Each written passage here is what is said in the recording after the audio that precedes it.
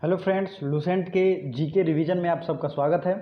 और जैसा कि आप सबको को पता है, लगभग 15 वीडियो आ चुके हैं। पहले भी जनरल साइंस और हिस्ट्री हमने शुरुआत करी है और 2 से 3 वीडियोज़ में हिस्ट्री, एंशिएंट हिस्ट्री ख़त्म हो जाएगा, प्राचीन भारत ख़त्म हो जाएगा। आपको जैसा कि पता है, ये दोनों भाषा में उपलब्ध है।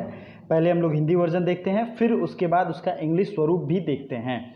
सो we have not to be worried person, because warrior से अच्छा है कि आप वॉरियर बनिए। ठीक है, वॉरियर ना बनो, चिंता ना करो यार, टेंशन ना लो, सब कुछ रिवीजन होगा, सब कुछ खत्म होगा। पिछले वीडियो तक हमने देखा था मौर्य साम्राज्य के इंपॉर्टेंट फैक्ट्स। मैं आपको बता दूं, मैं एक एक लाइन नहीं पढ़ने वाला, जो जो इंपॉर्टेंट चीज़ें एग्जाम में पूछी जाएंगी, पूछी गई हैं, सिर्फ उन्हीं को बताऊंगा। अगर आपको करंट अफेयर्स की पीडीएफ खरीदनी है, करंट अफेयर्स की ईयरली पीडीएफ, पूरे साल का इंपॉर्टेंट करंट अफेयर्स जो कि बीएचयू के एग्ज़ाम के लिए डिज़ाइन किया गया है, तो उसका लिंक डिस्क्रिप्शन में है, आप वहाँ से आराम से परचेज कर सकते हैं। तो चलिए शुरू करते हैं। ब्राह्मण साम्राज्य, और इसे शुंग वंश या पोस्ट मौर्यन या प्री गुप्तन पीरियड कहते हैं। मतलब मौर्य साम्राज्य खत्म होता है और गुप्त साम्राज्य के बीच का ये काल जो है, इसे ही हम लोग आज खत्म करेंगे और बहुत अच्छे से पढ़ेंगे। पुष्यमित्र शुंग, इसने किसकी हत्या की थी जरा याद करिए, तो बृहद्रथ की हत्या की थी और शुंग वंश को फाउंड किया था। ठीक है, ये ब्राह्मण वंश के नाम से भी जानते हैं। शुंग वंश की राजधानी विदिशा थी। One of the most important thing is कि these are the people who is really Brahmin. मतलब आपको ये समझना होगा कि ये क्वेश्चन आया हुआ है, पुष्यमित्र शुंग की जाति के बारे में क्या कहा जाता है, तो ये ब्राह्मण जाति के हैं ऐसा कहा जाता है।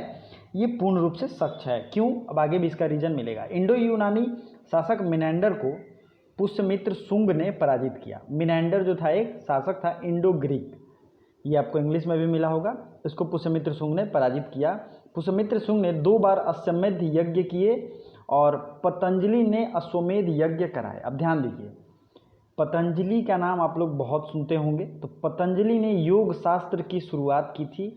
आज जो भी दुनिया में योगा लोग जानते हैं, उसके फाउंडर और एक तरीके से कहें तो क्रिएटर जो थे, ये कौन थे? पतंजलि थे। और इन्होंने ही पुष्यमित्र शुंग के 2 अश्वमेध यज्ञ को कराया था। अब नेक्स्ट इंपॉर्टेंट चीज़, भरत स्तूप का निर्माण पुष्यमित्र शुंग ने कराया था। ध्यान से देखिए, भरहुत स्तूप ये है कहाँ? तो ये है, बताइए, सांची भरहुत स्तूप, ये है एमपी में, मध्य प्रदेश में। कई बार एग्जाम में पूछा जाता है ये कहाँ है, तो ये पुष्यमित्र शुंग ने इसका यज्ञ, अश्वमेध यज्ञ के बाद इसका भी निर्माण कराया।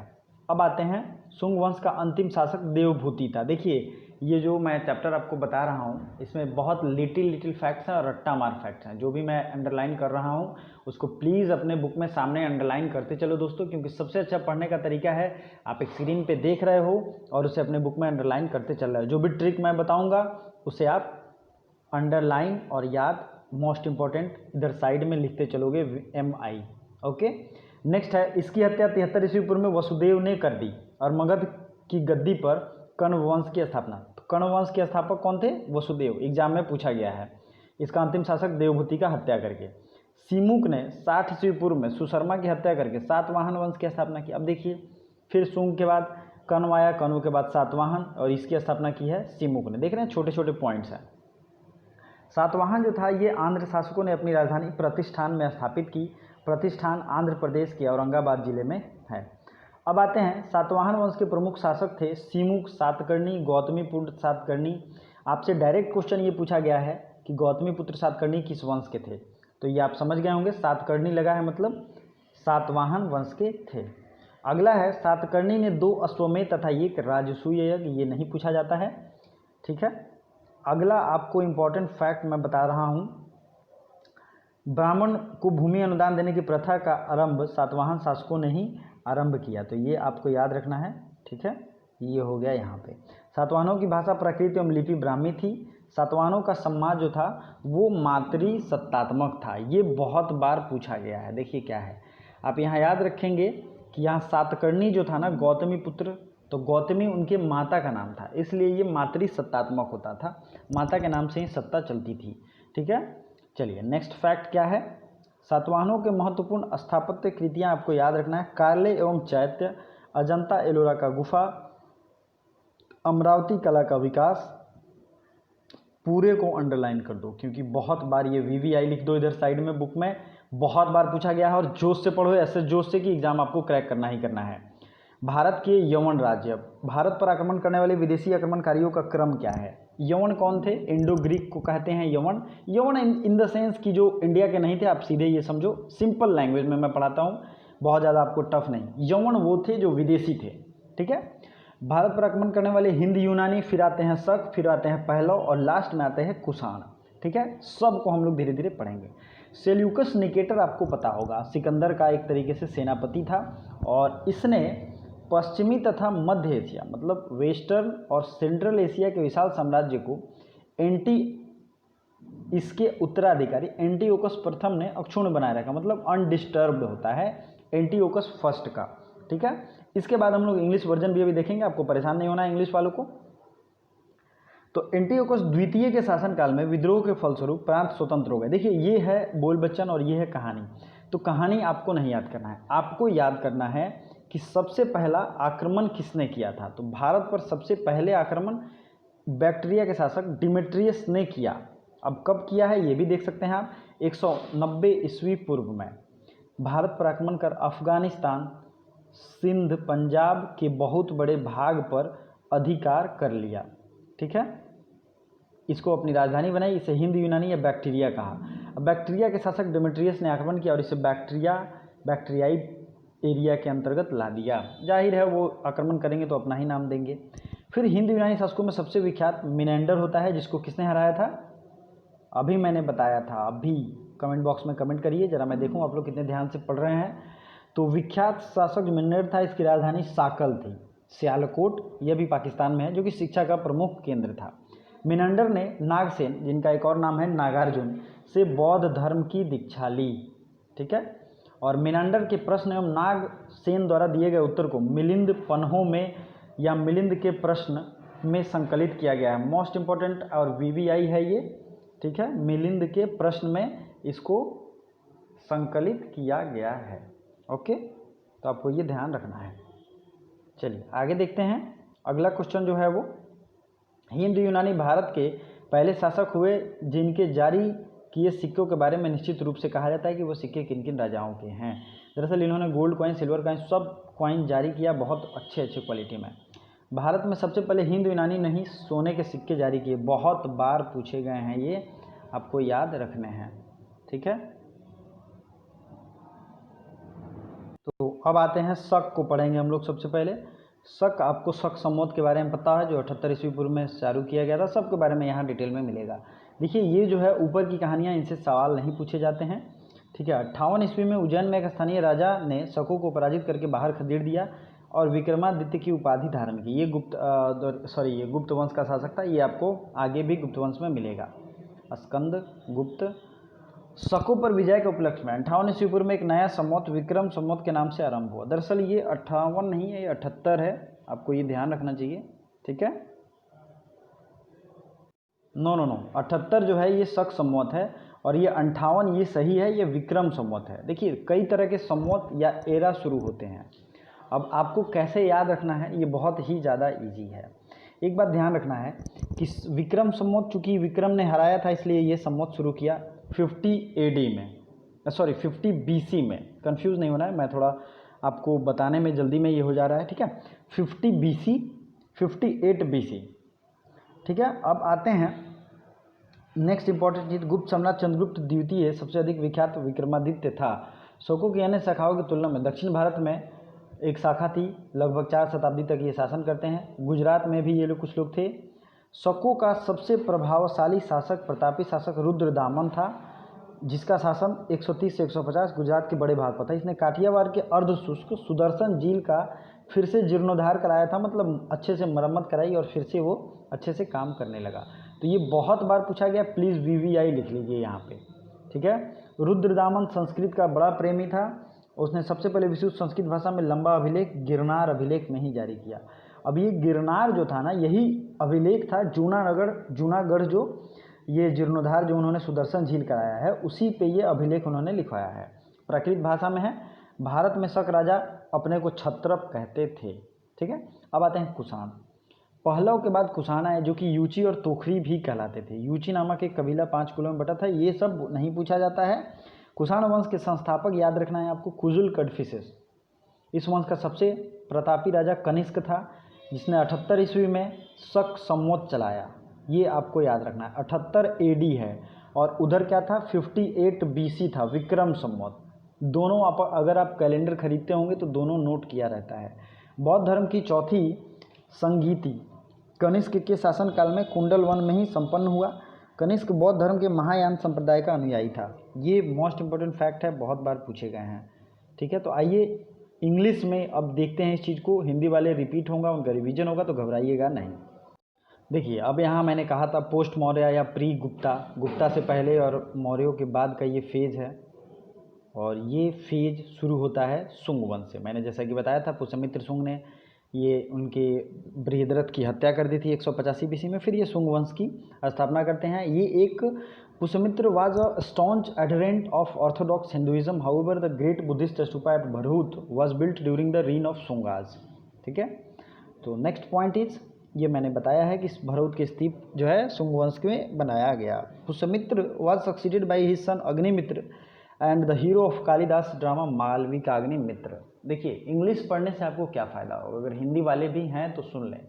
देखो यार, इसमें ये फैक्ट अलग से दिया है, हिंदी में शायद ये नहीं दिया है, तो प्लीज़ प्लीज़ प्लीज़ मैं रिक्वेस्ट करता हूँ, मैं ट्रांसलेट करके हिंदी में बनाता हूँ, तो आप लोग हिंदी में भी सुना करो, मैं जो कह रहा हूँ उसको नोट किया करो। मालविकाग्निमित्र का जो हीरो है वो पुष्यमित्र सुंग का बेटा था, Agnimitra. After Agnimitra a series of weak ruler such as Vasumitra, Vajramitra, Bhag, Bhadra, ये लोग नहीं पूछे जाते हैं, लेकिन आपको याद रखना है पतंजलि जो अपने महाभारत से लिखे हैं ये कहाँ थे, तो ये पुष्यमित्र सुंग के टाइम में थे। अब ये तो आप देख चुके हैं, Sanchi stupa built by Ashoka constructed during Sunga period. Bharhut stupa बनवाया गया, सांची स्तूप बनवाया गया था अशोक के द्वारा, लेकिन उसको थोड़ा सा और कंस्ट्रक्ट किया गया सुंग पीरियड में। ठीक है, ये सब और कुछ आर्ट के उदाहरण हैं।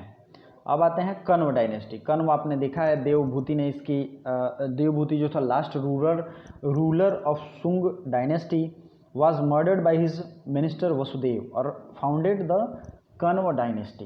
ठीक है, the period of Kanva rule came to end in 28 BC। Satavahana dynasty 60 BC to 225 AD। प्रतिष्ठान या पैठन, सातवाहनों की राजधानी कहाँ थी, प्रतिष्ठान या पैठन थी। The most important of the native successor of the Mauryas in the Deccan and central India were Satavahana. Satavahanas are considered to be identical with the Andhras who were mentioned in Puranas. अब इनका एक अलग नाम है, आंध्र मिल के आएगा। सीमुक इसकी फाउंडर था और इसका जो बेटा था मतलब मातृशतात्मक था, मैट्रीलिनियल कहते हैं इसे। ठीक है, तो मैट्रीलिनियल में क्यों, क्योंकि गौतमी पुत्र सातकर्णी आपको मिलेगा। हल भी इसका एक रूलर होता है जो कि गाथा सप्तशती और सतसई भी लिखता है। ठीक है, नेक्स्ट है Simuka. Simuka was the founder of Satavahana dynasty और Satakarni was reach the power prestige by conquest. Next है, इसमें कुछ और चीज़ें आपको जोड़नी है। इट वाज गौतमी पुत्र Satakarni who revived the Satavahana power and defeated the शक क्षत्रप नहपान। ये आपको एक्स्ट्रा फैक्ट मिलेगा सिर्फ इंग्लिश में।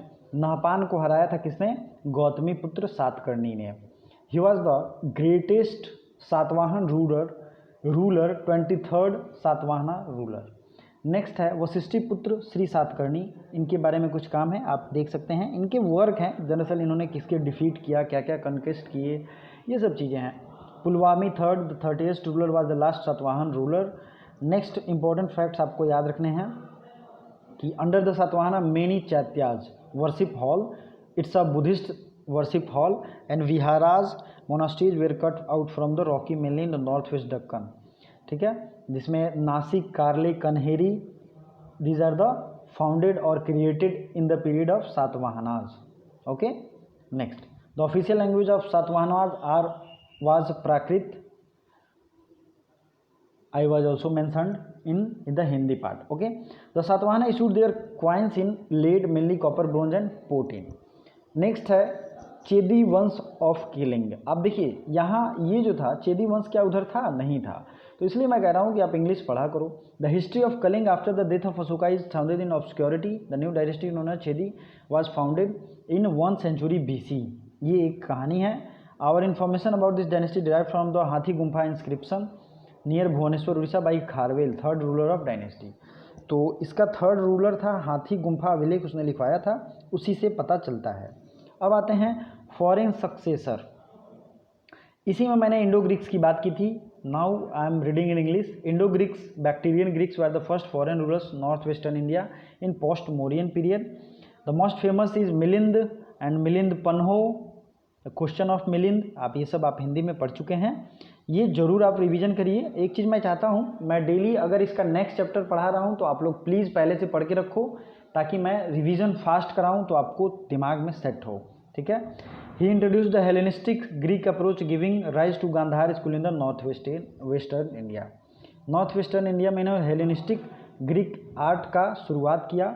फिर आते हैं Shaka, the Sakas, the first century BC to 4th century AD। Shaka को स्कैंथियंस भी बोलते हैं, इनका पुराना नाम था। इंडो ग्रीक्स को इन्होंने रिप्लेस किया। और रुद्रदामन सबसे फेमस शक रूलर होता है, जिसने क्या बनवाया था, तो इसने जूनागढ़ इंस्क्रिप्शन भी लिखवाया है और ये संस्कृत में लिखा गया है। अब बात करते हैं सातवाहन के किंग को, सुदर्शन लेक को। इन सब चीज़ों का नाम किससे जुड़ा है, तो रुद्रदामन से। आप यहाँ पढ़िए, he is not only for his military कंकेस्ट particularly against the Satavahana but also the public works he repaired the famous Sudarshan lake. So Sudarshan lake को आपको घेरना है। Lake of the Mauryan period, इसे बनवाया था तुषास्प ने, याद रखिए तुषास्प ने बनवाया था। और ये किसका था, चंद्रगुप्त मौर्य के ये गवर्नर थे, ठीक है। Other important Shaka ruler in Nahapana, Ushavdev, Ghamatika, ये सब थे। In about 58 BC, a king of Ujjain, Vikramaditya, is supposed to have fought effectively against the Sakas. An era Vikram Samvat is initiated in from 58 BC. So it's a most important चीज़ आपको याद रखना है। फिर आते हैं Parthians या पहलव, जो कि हिंदी वाले में नहीं था, ठीक है। नए वाले वर्जन अगर आपके पास किताब होंगे तो वहाँ पे है। The most famous Parthian ruler Gondophernes था। उसके बाद आते हैं सेंट थॉमस। ये एक मोस्ट इंपॉर्टेंट क्वेश्चन है VVI। Saint Thomas is said to have to come to India for the propagation of Christianity. तो ये किसके टाइम में आए थे, तो ये गोंडोफोर्निस के टाइम में ही आए थे। अब आते हैं Kushan ruler. Kushan were the one of of द 5 achieve clans of central Asia. इसके जो फाउंडर थे वो थे खुजुल कटफिसेस। नेक्स्ट है, सेकेंड वाज द कटफिसेस या Vima Kadphises issue gold coins. तो गोल्ड कॉइन्स किसने शुरू किया, ये पूछा गया है। तो ये गोल्ड कॉइन्स शुरू किया गया है विम कटफिसेस के द्वारा, ठीक है। द सेकेंड कुषाण डायनेस्टी वो फाउंड किया गया कनिष्क के द्वारा, जिन्होंने अपनी राजधानी रखी थी पेशावर या पुरुषपुर एंड मथुरा, ठीक है। ये आपको अंडरलाइन करना है। रेड वाला हर एक फैक्ट प्लीज़ याद कर लो। The most famous Kushan ruler was Kanishka. इसने अपना एक, इसको सेकेंड अशोका कहते हैं, दूसरा अशोक किसे कहते हैं, कनिष्क को। 78 AD में इसने शुरू किया शक एरा को, जिसको गवर्नमेंट ऑफ इंडिया अभी मानती है। Kanishka was a great patron of Mahayana Buddhism and 4th Buddhist Council were happened in the Kundalwan Kashmir in the period of Kanishk. The last Kushan ruler was Vasudev प्रथम, ठीक है। तो don't confuse Vasudev with that Vasudev who was ruled in Pushyamitra Shunga dynasty. Next is Kusanas was the first issue gold coins on a wide scale in a royal court of Kanishk. A host of scholars पार्श्व, वसुमित्र, अश्वघोष, नागार्जुन, चरक, मथारा, ये सब बहुत जल्दी याद रखिएगा क्योंकि ये पूछे जाते हैं, ठीक है। अब कुछ फैक्ट्स अबाउट पोस्ट मौर्यन, क्या क्या चीज़ें बनी हैं, गांधार आर्ट, अमरावती आर्ट, ये सब यहाँ पे आपको मिल जाएगा। अगर आपको मैं बता दे रहा हूँ, इन सब चीज़ों को बहुत अच्छे से सीरियसली पढ़िएगा क्योंकि इससे सवाल पूछे गए हैं। थोड़ा इसका वर्ड जो है ये हार्ड हो सकता है, ओके। और नेक्स्ट हिंदी में हम लोग देखेंगे अभी। तो कनिष्क के बारे में अब हम लोग हिंदी में पढ़ लें। कनिष्क बौद्ध धर्म के महायान का संप्रदाय का अनुयायी था। स्वर्ण मुद्रा सबसे ज़्यादा जारी किया गया। ये सब आपको कनिष्क का राजवैद्य आयुर्वेद का विख्यात चरक था। चरक जो था ये कनिष्क के राज दरबार में था, जिसने चरक संहिता की रचना की। महाविभास सूत्र के रचनाकार वसुमित्र हैं, जिसने बौद्ध धर्म को विश्वकोश कहा है। कनिष्क के राजकवि अश्वघोष ने बौद्धों को रामायण बुद्ध चरित की रचना की है, ठीक है। बुद्ध चरित किसने की है, तो कनिष्क के राजकवि अश्वघोष ने। वसुमित्र पार्श्व महाजेत संरक्षण के कनिष्क के दरबार में विभूति थे। भारत का आइंस्टीन नागार्जुन भी कनिष्क के दरबार में रहता था। तो ये प्लीज़ इतने फैक्ट्स को VVI लिख लो और सबको रट्टा मार लो, ठीक है। इस पुस्तक में नागार्जुन ने सापेक्षता का सिद्धांत दिया है। तो नागार्जुन की एक बुक थी माध्यमिक सूत्र, इसमें इन्होंने बताया है। कनिष्क की मृत्यु 102 ईस्वी में हो गई। कुषाण वंश का अंतिम शासक वासुदेव था। गांधार शैली और मथुरा शैली का विकास कनिष्क के टाइम में हुआ। रेशम मार्ग पर नियंत्रण रखने वाले सबसे प्रसिद्ध शासक यही थे। रेशम बनाने का तकनीक आविष्कार सबसे पहले चीन में हुआ था। अब इसके बाद गुप्त डायनेस्टी शुरू होगा, और मैं आपको बता दूं गुप्त डायनेस्टी के लिए अच्छे से तैयार रहिए, क्योंकि इसके जितने भी फैक्ट्स थे मैंने बता दिए हैं। करंट अफेयर्स की पीडीएफ अगर आपको खरीदनी हो और आपको टाइम टेबल अगर नहीं पता है तो टाइम टेबल देख लीजिए, रिसेंट के वीडियो में आपको मिल जाएगा। और तैयार रहिए, रोज़ 9 बजे सुबह में ये वीडियो आएगा हिस्ट्री का। आपकी डिमांड जैसी होगी, आपका एग्ज़ाम जैसा होगा, मेरा पूरा लक्ष्य है कि मैं इसको तैयार करा दूँ। Thank you so much for watching. जितने भी लोग हैं उनको शेयर भी कीजिए। Thank you. वीडियो को लाइक तो ज़रूर करना चाहिए आप सबको।